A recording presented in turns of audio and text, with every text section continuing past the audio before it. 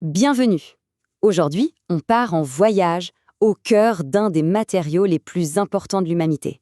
On va apprendre à lire une sorte de carte secrète, celle qui renferme tous les mystères du fer et de l'acier. On entend ces mots tout le temps. Mais au fond, qu'est-ce qui différencie vraiment l'acier de la fonte? Est-ce juste une question de dosage ou est-ce que c'est quelque chose de bien plus profond qui se passe au niveau des atomes? Et c'est là que ça devient fascinant. La clé de tout ça, ce n'est pas un graphique austère et ennuyeux. Non, il faut voir ça comme une véritable carte au trésor pour les métallurgistes. C'est un livre de recettes qui nous dit précisément comment créer des milliers de matériaux différents. Alors, pour comprendre cette carte, il faut d'abord qu'on rencontre les deux protagonistes de notre histoire. Deux éléments qui, une fois qu'ils sont combinés, créent un univers de possibilités. D'abord, le fer. Et le fer, il a un super pouvoir, ça s'appelle l'allotropie. En gros, ça veut simplement dire qu'il peut changer sa structure interne juste en le chauffant. En dessous de 910 degrés, ces atomes sont rangés d'une certaine façon, et puis hop, au-dessus, ils se réorganisent complètement. C'est ce petit tour de magie qui va rendre tout le reste possible. Et puis, il y a le carbone. Lui, c'est l'ingrédient qui ajoute tout le piquant. Il est capable de se glisser entre les atomes de fer, un peu comme du sucre dans de l'eau. Mais il peut aussi s'associer au fer pour créer un composé chimique nouveau, incroyablement dur. C'est vraiment lui qui va donner à l'acier sa force et à la fonte ses propriétés si particulières. Quand le fer et le carbone se mélangent, attention, ils ne font pas que se tenir la main, hein. Non, non. Ils forment de véritables structures bien distinctes, des phases, avec chacune sa propre personnalité. Ce sont un peu les villes et les villages qu'on va trouver sur notre carte. La première, c'est la ferrite. En gros, la ferrite, c'est du fer quasi pur, avec juste une pincée de carbone dedans. Il faut l'imaginer comme la structure de base, la plus simple. Elle est douce, elle est malléable, bref, elle est facile à travailler. C'est le point de départ de beaucoup d'acier. Ensuite, l'austénite. Ah, l'austénite, c'est un peu la phase mère. Elle n'existe que quand le métal est bien chaud. Ce qui est incroyable avec elle, c'est qu'elle peut accueillir beaucoup plus de carbone que la ferrite. C'est la structure de départ à partir de laquelle presque toutes les autres vont naître au moment du refroidissement. Si la ferrite est douce, la cémentite, c'est son opposé total. Ce n'est plus un simple mélange. Là, c'est un vrai composé chimique. Pour se faire une idée, il faut penser à de la céramique. C'est extrêmement dur, ça résiste à l'usure, mais en contrepartie, c'est cassant.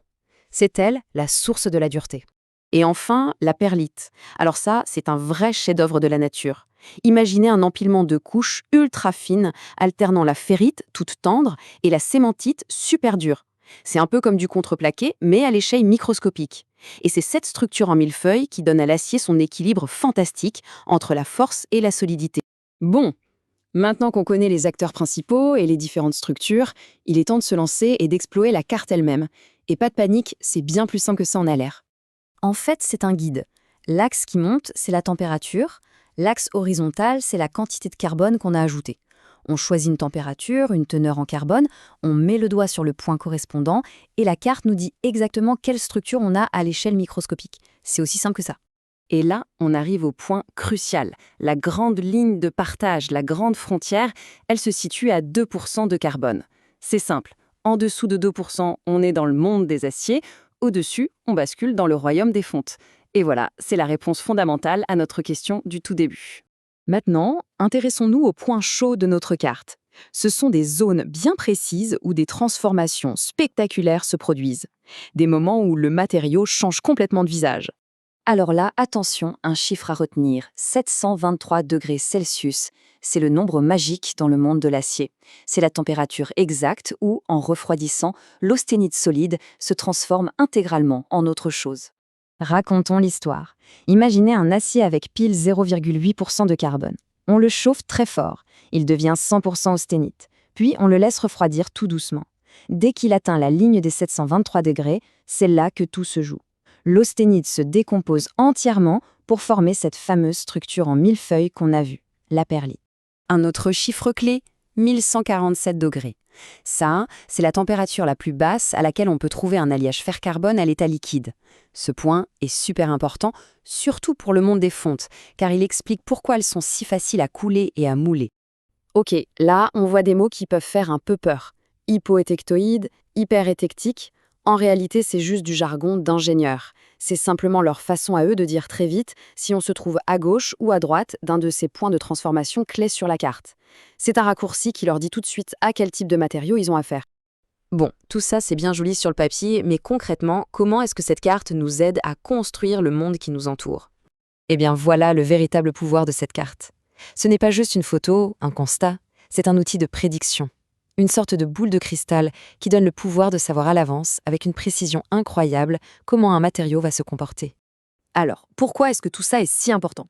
Parce que c'est cette carte qui explique comment, avec seulement 2 ingrédients, le fer et le carbone, on peut créer à la fois une pièce de carrosserie de voiture, qui doit être souple et absorber les chocs, et la pointe d'un forêt, qui doit être ultra dure. Tout est une question de dosage et de jeu avec la température. Un jeu dont cette carte nous donne toutes les règles. Le message à retenir, c'est vraiment celui-là. Ce diagramme a littéralement transformé la fabrication de l'acier. On est passé d'un art presque mystérieux à une science précise. Il nous donne le pouvoir de concevoir sur mesure le matériau idéal pour chaque application. Et ça nous amène à une dernière réflexion. Cette carte a plus de 100 ans. Elle a permis de bâtir le XXe siècle. Mais aujourd'hui, à l'heure des nouveaux alliages, des composites, des nanomatériaux, à quoi ressembleront les cartes qui guideront les ingénieurs du futur? Une chose est sûre, l'exploration est loin, très loin d'être terminée.